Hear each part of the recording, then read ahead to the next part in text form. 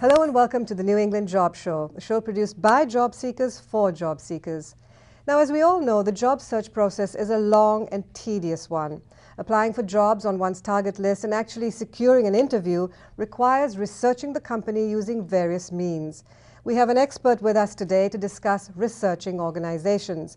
Cynthia has interviewed and hired hundreds of candidates in disciplines such as engineering, finance, marketing, sales, and IT. Cynthia wrote a weekly column called The Right Stuff, that's with a W, for the Nashua Telegraph, and she's a contributing career expert for the Employment Times in New England.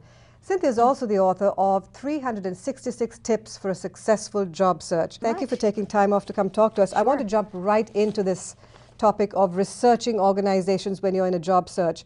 What type of information do you need to know about this potential company? Sure. Before you go in for the interview, check out their website. If you don't have access to a computer, go to Dun & Bradstreet, go to your public library, but we assume most people have access to a computer. Look at the company's website. Check out their financials. Check out what they do. Compare what they do to what you do. Perhaps there are similarities. Perhaps you've used one of their company products, etc. Talk to people who you know who might work there at the company or who did work there to see what the culture is like, how they're doing, and if they're a thriving company. Right. Now, when you say talk to people, how would you do that? Would you be using LinkedIn or would you be using your networks? Any kind of network, yeah. Because we know it's really important these days to try and have a contact inside any organization you're applying to. So more tips, please, on how to do that. Contacts internally are golden. When I get an employer referral for my company, I work for Jacobs Technology. We're a defense company. I'm located in Lincoln, Massachusetts, and we're hiring, by the way. If I get an employer referral, those referrals go to the top of my list. I look at them first. They are more likely to get interviews. Right. So now this thing of, as a recruiter, what is it that makes certain resumes go to the top and others to the bottom? Well, the employer referral helps because now we're looking at someone from a known entity, an employee from the company, obviously. If the resume is easy to read, if it's in an 11-point font, which is very easy on the eyes, I need to see on a resume the core competencies on the first top of the page. I spend about 20 seconds reading a resume. I don't have time to go to page 3 to see what the person can offer me. So what you're saying is you want a one-page resume? No, what I'm saying is put your core competencies on the first quarter. But would you ever go to the second page even in 20 seconds? If I'm interested, if I see what I like on the first page, I'll go to the second. But like, for instance, on my resume, I have my core competencies. 10 of them, they're bulleted. So it's recruitment, sourcing, interviewing, salary negotiation, anything a potential hiring manager would want to know about me. Right. And my skills. And then, of course, as you said, targeting that particular company you're interviewing for. If there's a skill, even from way back in your career, you would want to add that up top. Absolutely. To find contacts in a company, use LinkedIn. I've used LinkedIn for a few years. I think it's the greatest networking tool ever invented for professional candidates. So in other words, if I was looking to see, let's say I was looking to research Raytheon, I would jump on my LinkedIn network, see who I know in there, see who's in my network, reach out to them and say, hey, what's going on at Raytheon? What type of openings do you have in HR, in engineering, in finance? And use that as a means to get your foot in the door. Right. Now, Cynthia, what's the etiquette of, you have a contact on LinkedIn and they are linked to someone else. Yeah. What is the etiquette involved in securing that favor or asking for the... people ask me all the time.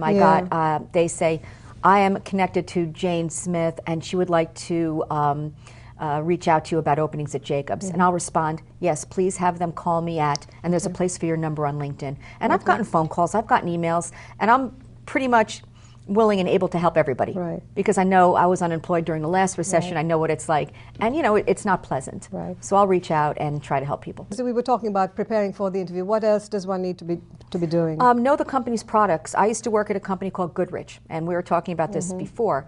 Goodrich doesn't make tires anymore. They sold that division off. And I had a candidate come in, and he was a pretty good candidate. I asked, do you have any questions for me? He goes, do you give your employees discounts on tires? And at that point, I knew he did not research the company because we made surveillance cameras, which has nothing to do with tires. So I knew he did not do his homework. Jump on the website, find out as much as you can, find out as much intel as you can about the company. Always remember, knowledge is power. Right. Now, does the research process vary in any way depending on the kind of company? For instance, if it's a public company, a private company, a startup? Yeah, I mean, with a startup, obviously, I would see who the the principals are and if they've had successes in the past. If they've been successful in other startup ventures, I would look at that company very seriously. Right. With a publicly held or a large company such as Jacobs, see what their stock is trading at, see how the stock has fluctuated, especially during a recession. Check out who the board of directors are, what their backgrounds are, and their track records. So being a recruiter and being in that whole business, this is slightly off course, but tips for people on dealing with that stress and anxiety about the whole interview process itself. Okay, that's good. Research the company, as I said. Take a test drive out to the company the day before. Even, if it's on a weekend, take a nice ride and find out where you're going so you're not stressed out over becoming lost during your interview. Make sure that when you go in, you're 10 minutes early, dressed for success in a nice suit. Absolutely. With extra copies of your resume ready to go. If you happen to be nervous, and here's a trick I've used when I was interviewing, ask the receptionist where the restroom is, run your hands under some warm water. It's very relaxing. Take some deep breaths. And that's definitely a way to relax. Right. Now, before we got on air, you were talking about how some companies now do group interviews. It's not a one-on-one, but you're meeting with the whole group. And I asked you before we came and sat here, didn't that add more stress? But I can understand your answer where, in a way, it takes away the stress because you're just dealing with everyone in one shot. You're dealing with everyone in one shot. Jacobs does team interviews. This is the first company I've ever worked at that does this. It's not my favorite, but the benefit to the candidate is you're meeting everybody. Right. It's a time saver for the hiring managers and his or her team. Plus, we're only doing one round of interviews. Right. If you wow the team, you're in. So it's a one-shot deal. No redundancy in questions either because they're all in the same room and everybody could hear the questions that everybody else is I can relate asking. to that, yeah. Now, Cynthia, one of the things we're all guilty of is following up after an interview. About 60% of candidates, only 60, send me thank you notes. The other 40 do not. I've had managers ask, hey, did so-and-so send you a thank you note? And often I have to say no, and sometimes that's a big minus, depending on the hiring manager. Follow up with a thank you note. Email thank you notes are okay. Right. And the thank you note is going to be one page. First paragraph thanking them for their time. The second is re-explaining their skills. Third is expressing continued interest in the position and the company. Right. Now, even if you feel personally that the interview didn't go well, and you should still send a thank you note. Absolutely, and send it to every single person you interviewed with. Get everybody's business card. Right. Ask for business cards. I give each candidate interview a card. Some managers do, some managers don't. But make sure each thank you note is a little bit different and sent in a timely manner, like that day or the next day. Right. What else can one do to impress the interview panel in terms of showing them that you've really done your research? Talk about the company. You could say something like, a candidate said to me, well, when I was on your website researching your company, I found, and then go into it, and that's impressive to me. Right. That tells me that they took the time to go in and find out what we're about. Right. And that's good. And how about showing or demonstrating that you have the skill set or the value add that they're looking for? Sure. What candidates don't do, which kind of shocks me, still shocks me, is that they don't talk about what's on the resume. So you have to look at it this way. If the resume is what attracted me to you in the first place, it's in your best interest to talk about it. Candidates do not. Right. I mean, I'll give every candidate the opportunity. Right. And one candidate said, I've never been on an interview. I'm not good at talking about myself. I said, try. I was giving him every opportunity, and he didn't do it. We couldn't hire him for that reason. So similarly, what are some of the no-nos, or what are some of the horror stories you have to share with us? Well, oh gosh, there's so many. I've had candidates come into interviews saying, well, here's my resume. I'm not sure if I'm the right candidate for you, but you can't start an interview on a negative note. Absolutely. One candidate, I said, well, I've asked you the questions. Do you have any questions for me? And his question was, so where do you guys go to eat around here? Oh, wow.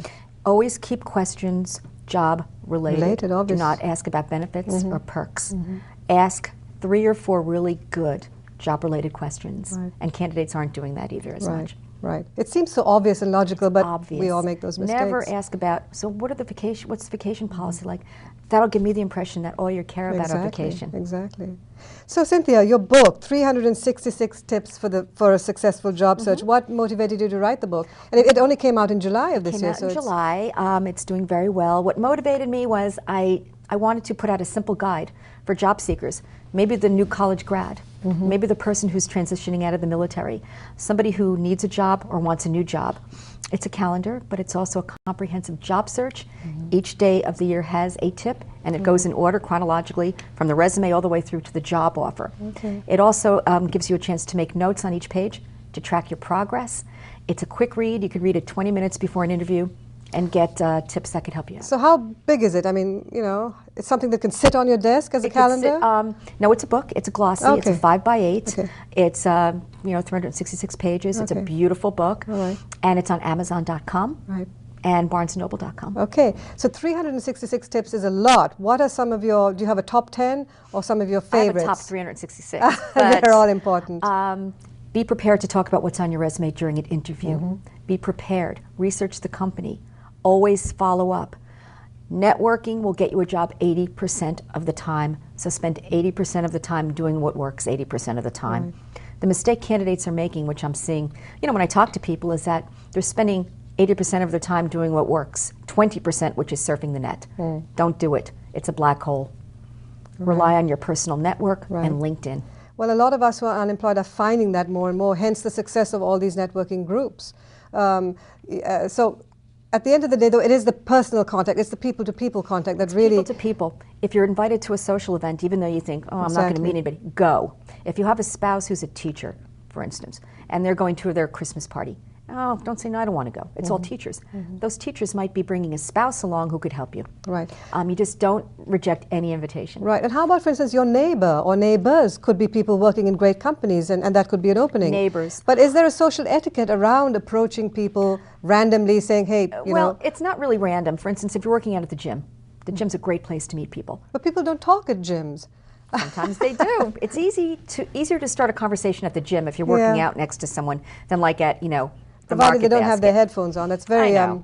But networking. A friend of mine was mowing his lawn. His neighbor came up to him and said, I just got laid off from a company. He goes, I'll pass your resume to Cindy, me. Wow. And he did.